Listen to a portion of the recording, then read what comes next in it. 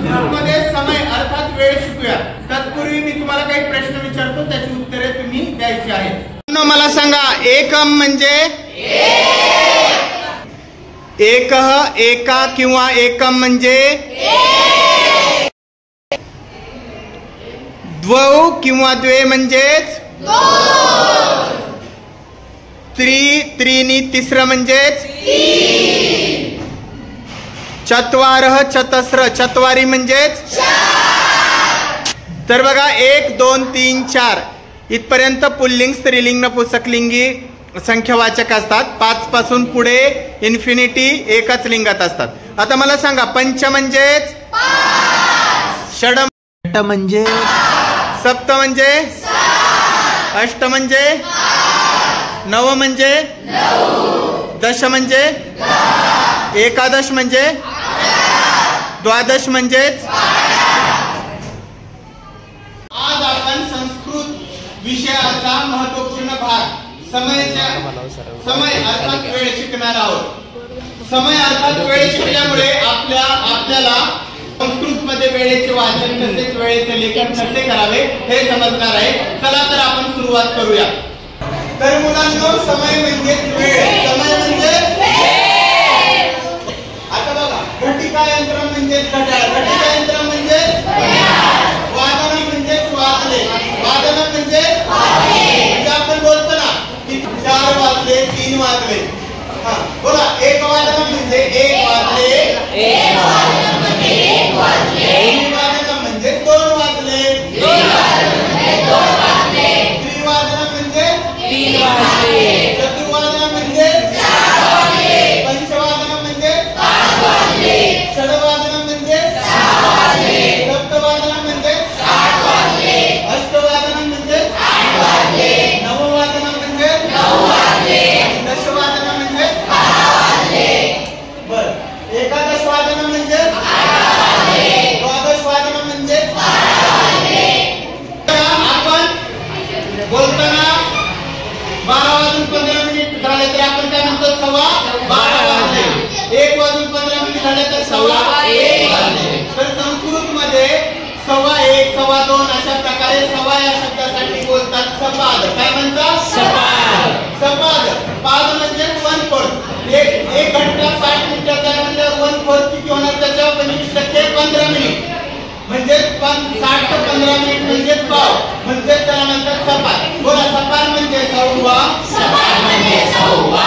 आता पंचवादन म्हणजे 5 वाजले, सपाद पंचवादन म्हणजे 5:15 वाजले, सपाद पंचवादन म्हणजे 5:15 वाजले, सपाद सप्तवादन म्हणजे 7:15 वाजले.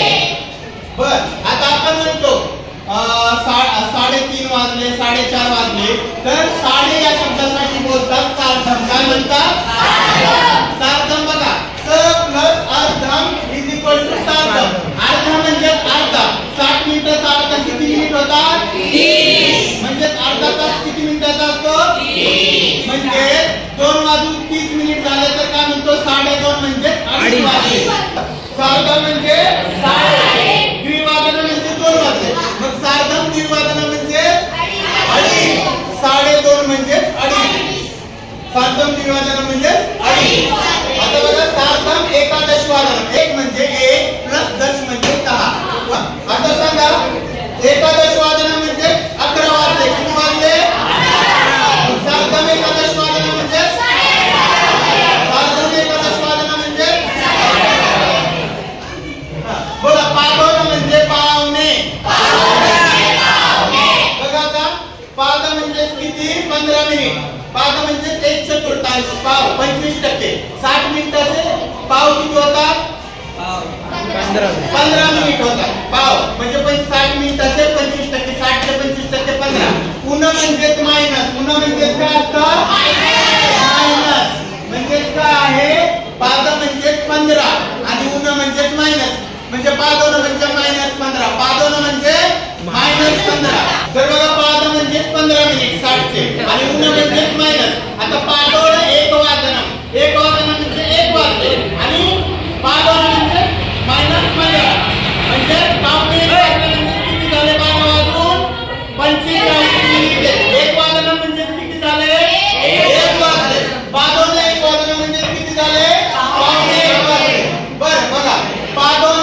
द्वादशवादन म्हणजे किती झाले? पावणे 12. पादोन अष्टवादन म्हणजे अष्टवादन म्हणजे 8. पादोन अष्टवादन म्हणजे किती झाले? पावणे 8. द्वादशवादन म्हणजे 12 वाजले. द्वादशवादन म्हणजे 12 वाजले. आणि पादोन द्वादशवादन म्हणजे पावणे 12 वाजले.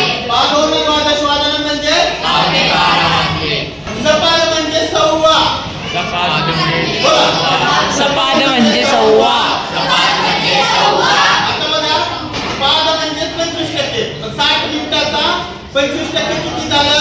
15. फुल म्हणलं तर झाले 60 आणि त्याच्या हाफ म्हणलं तर झाले 30 आणि त्याचा 25% किती झाले? 25% किती झाले? 15. मग सपाद म्हणजे काय झाले? 15 मिनिट झाले. किती झाले? आता स प्लस अर्धम इज इक्वल टू सार्धम. ही जर म्हटलं सार्धम पंचवादनम, सार्धम म्हणजे साडे म्हणजे 30 मिनिट एक्स्ट्रा आणि पंचवादनम म्हणजे 5 वाजले. काय स प्लस अर्धम, अर्ध म्हणजे हाफ म्हणजे हाफ इंटू 1 घंटा.